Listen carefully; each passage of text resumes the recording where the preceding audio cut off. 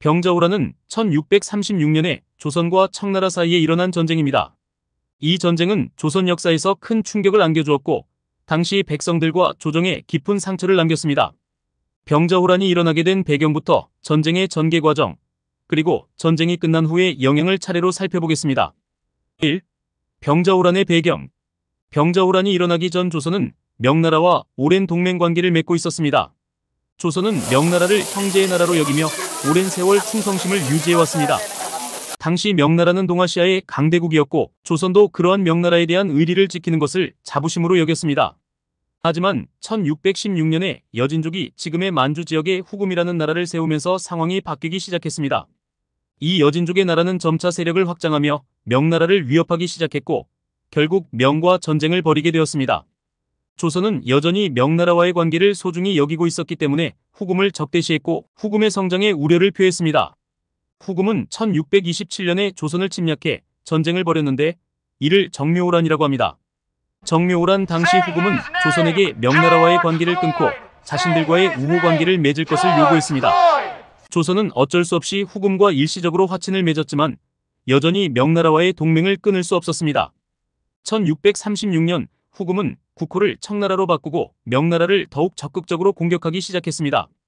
청나라는 자신들이 동아시아의 중심이라는 인식을 가지고 있었기 때문에 조선이 자신들에게 충성할 것을 요구했습니다. 하지만 조선은 청나라의 요구를 거부하며 명나라에 대한 충성심을 지키려 했습니다. 이러한 상황에서 청나라는 다시 조선을 침략하게 됩니다. 2. 병자호란의 전개 과정. 청나라는 1636년 겨울 병력 약 12만 명을 이끌고 조선을 침략했습니다.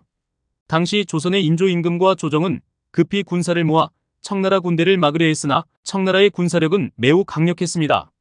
조선군은 제대로 된 방어를 하지 못했고 청군은 빠르게 조선을 점령해 갔습니다. 조선의 임금 인조는 도성을 버리고 서둘러 남한산성으로 피신했습니다.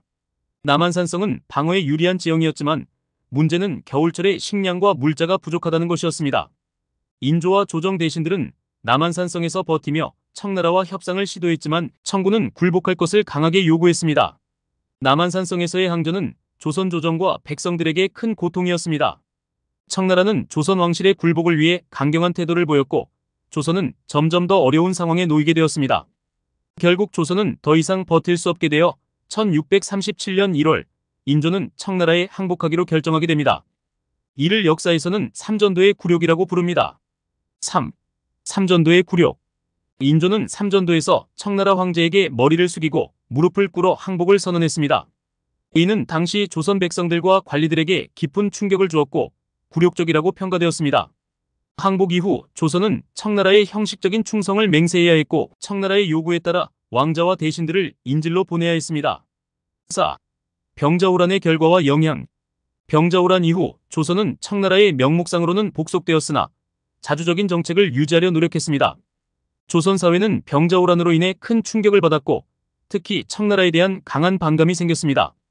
이후 조선은 청나라를 억압적이라고 여기며 소중화 사상을 통해 자부심을 유지하려 했습니다.